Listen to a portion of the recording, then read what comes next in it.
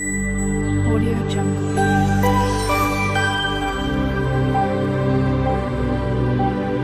Audio Jungle. Hi friends, இன்றைக்கி விஜிஸ் கிச்சனில் என்ன ரெசிபி பார்க்க போகிறோன்னா வாழைத்தண்டு வச்சு வாழைத்தண்டு பொரியல் ரெசிபி தான் பார்க்க போகிறோம். வாங்க எப்படி செய்யணும்னு பார்க்கலாம். ஃபர்ஸ்ட் நம்ம ஸ்டவ் ஆன் பண்ணி கடாய் வச்சுக்கலாம். கடாய் நல்லா ஹீட் ஆனதும் ஒரு 2 டேபிள் ஸ்பூன் போல் எண்ணெய் ஊற்றிக்கலாம். எண்ணெய் நல்லா காஞ்சதும் கடுகு சேர்த்துக்கலாம். கடுகு நல்லா பொரிஞ்சதும் நம்ம கட் பண்ணி வச்சுருக்க சின்ன வெங்காயத்தை சேர்த்துக்கலாம். சின்ன வெங்காயம் சேர்த்ததுக்கப்புறம் கருவேப்பிலை சேர்த்துக்கலாம். கருவேப்பிலை சேர்த்ததுக்கப்புறம் காரத்துக்கு ஏற்ற மாதிரி வரமிளகா அல்லது பச்சை மிளகா எது வேணாலும் சேர்த்துக்கலாம். நான் இன்றைக்கி பச்சை மிளகா தான் ஒரு மிளகாவை 2ஆக கட் பண்ணிட்டு சேர்த்துருக்கேன். எண்ணெயிலே நல்லா நம்ம வெங்காயம், பச்சை மிளகா, கருவேப்பிலை எல்லாம் நல்லா வணங்கட்டும். சின்ன வெங்காயம் சேர்த்து செஞ்சிங்கன்னா பொரியல் ரொம்ப டேஸ்ட்டாக இருக்கும். இப்போ நம்ம கட் பண்ணி வச்சுருக்கேன் நாரெல்லாம் எடுத்துகிட்டு சுத்தம் பண்ணிவிட்டு கட் பண்ணி வச்சுருக்கேன் வாழைத்தண்டை இப்போ நம்ம சேர்த்துக்கலாம்.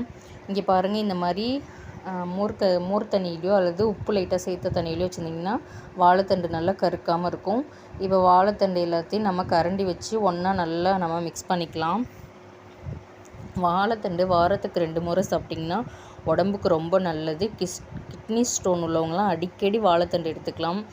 ஈஸியாக கிடைக்கிறது தான். நம்ம வாரத்துக்கு 2 முறை கண்டிப்பாக சாப்பிட்ணும். சாப்பிட்டா நம்ம உடம்புக்கு ரொம்ப நல்லது. பொரியலாவோ கூட்டாவோ எது வேணால் வச்சு சாப்பிட்லாம். இந்த மாதிரி பொரியல் ஈஸியாக செஞ்சிடலாம். இதுக்கு தேவையான 1 டீஸ்பூன் உப்பு சேர்த்துக்கலாம். உப்பு சேர்த்து நல்லா நம்ம கரண்டி வச்சு மிக்ஸ் பண்ணிக்கலாம். பாருங்கள், நம்ம தண்ணி எதுவுமே சேர்க்கல. நம்ம தண்டில் இருக்க தண்ணியே வேகிறதுக்கு தேவையான அளவு தண்ணி இருக்கும், அதுவே போதும். நம்ம தண்ணி எதுவுமே சேர்க்க வேணாம். இப்போ நம்ம ஒரு 2 டீஸ்பூன் அளவு பாசிப்பருப்பு ஊற வச்சுருக்கோம். அந்த பாசிப்பருப்பையும் சேர்த்துக்கலாம். ஊற வச்ச தண்ணியவும் நம்ம அதிலே சேர்த்துக்கலாம். இப்போ சேர்த்துட்டு நம்ம கரண்டி வச்சு நல்லா கலந்து விட்டுக்கலாம். வெங்காயம், பச்சை மிளகா, கருவேப்பிலை, தண்டு எல்லாத்தையும் ஒன்றா சேர்த்து மிக்ஸ் பண்ணிக்கலாம். பாருங்கள், தண்டு எந்த அளவுக்கு நல்லா வெந்திருக்குன்னு. நம்ம தண்ணியே ஊற்றல, தண்டுலேருந்து எவ்வளோ தண்ணி வருது பாருங்கள் ஃப்ரெண்ட்ஸ். இந்த தண்ணியெல்லாம் நல்லா நம்ம ட்ரை ஆகட்டும். நல்லா வேக வச்சுக்கலாம் தண்டை.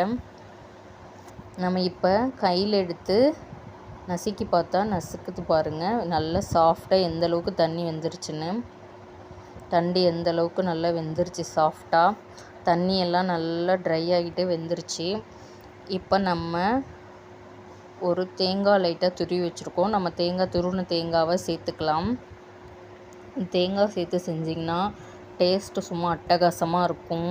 நம்ம ரச சாதம், சாம்பார் எல்லாத்துக்கும் நம்ம ஈஸியாக வச்சு சாப்பிட்லாம். ரொம்ப ரொம்ப ஹெல்த்தியான ஒரு பொரியல் இது.